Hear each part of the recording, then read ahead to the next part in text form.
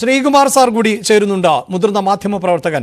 Sir, താങ്കൾ ഈ വസന്തിന്റെ പ്രതികരണം അടക്കം ശ്രദ്ധിച്ചു കാണും. സ്വാഭാവികമായും ഒരു തെരഞ്ഞെടുപ്പാണ്. ആ തെരഞ്ഞെടുപ്പിൽ വിജയിക്കുക എന്നതിന് തന്നെയാണ് പ്രാധാന്യം നൽകേണ്ടത്. അത് BJPയും ആവർത്തിക്കുന്ന ഒന്നാണ്. പ്രധാനമന്ത്രിയെ എത്തിക്കേണ്ടടുത്ത് പ്രധാനമന്ത്രി എത്തിക്കും. എന്ത് രാഷ്ട്രീയമാണോ പറയേണ്ടത് ആ രാഷ്ട്രീയം പറയും.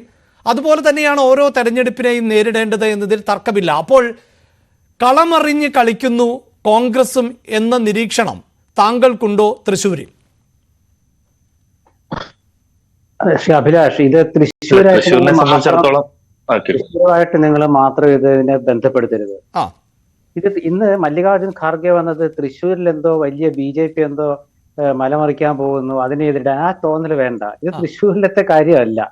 ഇത് KPCC ആവിഷ്കരിച്ച ബൂത്ത് ലെവലിലുള്ള പ്രസിഡന്റുമാരുടെയും അവരുടെ പ്രതിനിധികളുടെയും ഒരു റാലിയാണ്, സമ്മേളനമാണ് തൃശ്ശൂരിൽ നടന്നത്. അത് വൈകുന്നേര സമ്മേളനത്തിൽ മല്ലികാർജുൻ ഖാർഗെ പ്രസംഗിച്ചു. അത് തൃശ്ശൂർ തിരഞ്ഞെടുക്കാൻ കാരണം കേരളത്തിന്റെ മധ്യഭാഗമായതുകൊണ്ടാണ്. എന്തുകൊണ്ട് എറണാകുളം തിരഞ്ഞെടുത്തില്ല എന്ന് ചോദിച്ചാൽ അവിടെ മഹിളാ കോൺഗ്രസിന്റെ ഉത്സാഹം എന്ന് പറഞ്ഞ ഒരു റാലി ഒരു 2 മാസം മുമ്പ് രാഹുൽ ഗാന്ധി ഒന്ന് നടത്തിയിരുന്നു. അതുകൊണ്ടാണ് തൃശ്ശൂർ തിരഞ്ഞെടുത്തത്. അല്ലാണ്ട് BJPയെ ഭയന്നിട്ടൊന്നും അല്ല തൃശ്ശൂർ തിരഞ്ഞെടുത്തത്. പിന്നെ ഇതിന്റെ നിങ്ങൾ ഇവിടെ തൃശ്ശൂര് ഒരു ത്രികോണ മത്സരം ഉണ്ടെന്നുള്ള സത്യമാണ്. അതിൽ മുഖ്യ മത്സരം LDFും UDFും തമ്മിലാണ്, യാതൊരു തർക്കവും വേണ്ട. പിന്നെ BJPക്ക് അവർക്ക് ആത്മവിശ്വാസം പ്രകടിപ്പിക്കാം. അവർക്ക് തൃശ്ശൂർ എടുക്കാം, അതുപോലെ തന്നെ തിരുവനന്തപുരം പിടിക്കണം, 5-6 മണ്ഡലങ്ങൾ അവർ ശ്രദ്ധ കേന്ദ്രീകരിക്കുന്നത്, അതൊക്കെ നല്ല കാര്യമാണ്. പക്ഷെ BJPയുടെ നല്ല കാലം കേരളത്തിൽ കഴിഞ്ഞു അഭിലാഷേ. അത് കഴിഞ്ഞ ശബരിമല കാലമായിരുന്നു. അന്ന് അവർക്ക് അവരുടെ മറ്റേ ചാനലിന് പോലും അന്ന് കൂടുതൽ പ്രേക്ഷകരെ ഉണ്ടാക്കാൻ കഴിഞ്ഞു. പക്ഷെ അവർക്ക് വോട്ട് ഉണ്ടാക്കാൻ കഴിഞ്ഞില്ല.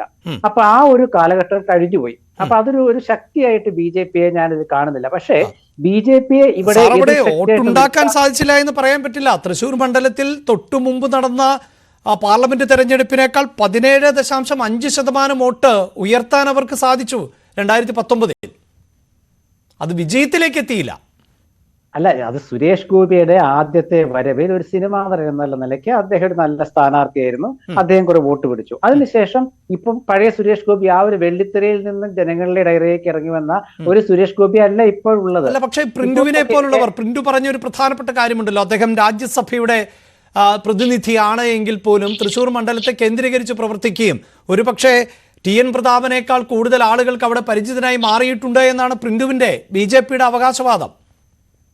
അല്ല, ഒരു ചലച്ചിത്ര നടനെ കൂടുതൽ ആളുകൾ അറിയുമെന്നുള്ളതിൽ എന്താ തർക്കമുള്ളത്? രാഷ്ട്രീയ നേതാവായാലും MP ആയാലും ഒരു സിനിമയിലെ ഒരു താരത്തെ അറിയുന്ന പോലെ നാട്ടുകാരെ എല്ലാ രാഷ്ട്രീയ നേതാക്കളെ അറിയുമെന്ന് പറഞ്ഞാൽ അത് ബുദ്ധിമുട്ടാണ്. അത് ശ്രീ പ്രിന്റു പറഞ്ഞത് ശരിയായിരിക്കും. അദ്ദേഹം സിനിമാ നടനായതുകൊണ്ട് എല്ലാവരെയും അറിയുന്ന കാര്യമാണ്. അദ്ദേഹത്തിന്റെ സിനിമകൾ വളരെ പ്രശസ്തമാണ്. അദ്ദേഹം വളരെ നല്ല അഭിനേതാവാണ്. അതവിടെ നിൽക്കട്ടെ.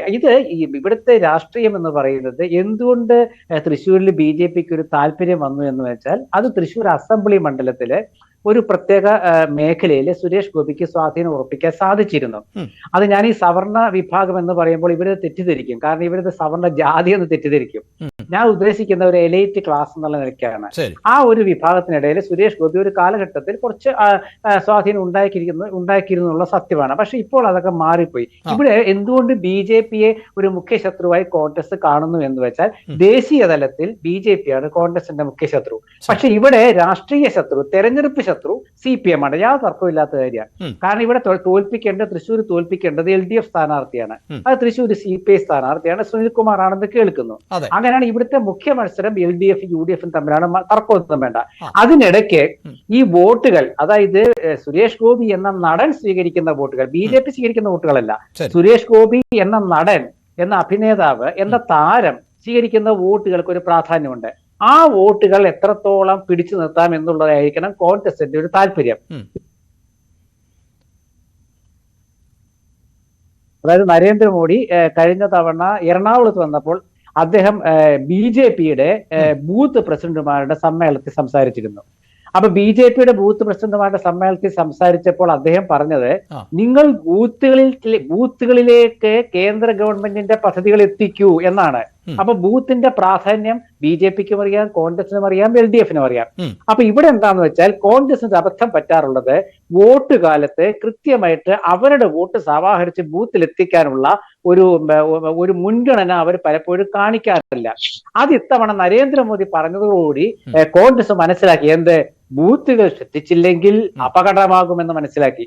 അപ്പോൾ ബൂത്തുകളിൽ കൂടുതൽ ശ്രദ്ധ കേന്ദ്രീകരിക്കാനുള്ള ഒരു ഒരു ഒരു ഒരു സന്ദേശം നൽകലായിരുന്നു ഇന്നത്തെ ഈ സമ്മേളനം. ആ സമ്മേളനം ഞാനത് ദൃക്സാക്ഷിയാണ്.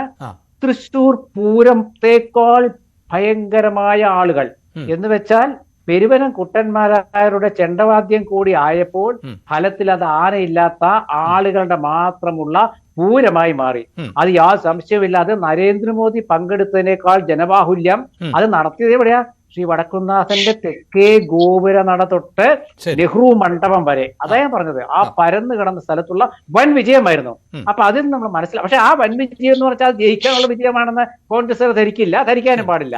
അത് ബൂത്ത് പ്രസിഡന്റുമാരുടെ ആ സന്ദേശം എന്താണെന്ന് വെച്ചാൽ, മല്ലികാർജുൻ ഖാർഗെ ദേശീയ കോൺഗ്രസ് പ്രസിഡന്റാണ്.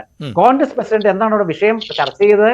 മണിപ്പൂരിലത്തെ കാര്യം, ദേശീയ തലത്തിലുള്ള വിഷയങ്ങള്, അതൊക്കെ ആലോചിക്കുമ്പോഴാണ് നമ്മൾ പാർലമെന്റ് മന്ദിരം ഉദ്ഘാടനം ചെയ്തത് ആരാണ്? സ്വാമിമാര്. അയോധ്യയിലെ ക്ഷേത്രം ഉദ്ഘാടനം ചെയ്ത ആരാണ്? പ്രധാനമന്ത്രി. ഇത് മറിച്ചല്ലേ വേണ്ടത്? ഈ കാര്യങ്ങളൊക്കെയാണ് ചൂണ്ടിക്കാണിച്ചുകൊണ്ട് അവിടെ ഇന്ന് ചർച്ചയായത്. ആ ചർച്ച എന്തായാലും കോൺഗ്രസിന് ഒരു ആവേശം പകരുമെന്ന കാര്യത്തിൽ സംശയമില്ല. പക്ഷെ ആ ആവേശം വോട്ടായി മാറണമെങ്കിൽ കോൺഗ്രസ് നന്നായി ഗൃഹപാഠം പഠിച്ച് ബൂത്തുകളിൽ പ്രവർത്തിച്ചെങ്കിൽ മാത്രമേ പറ്റുള്ളൂ.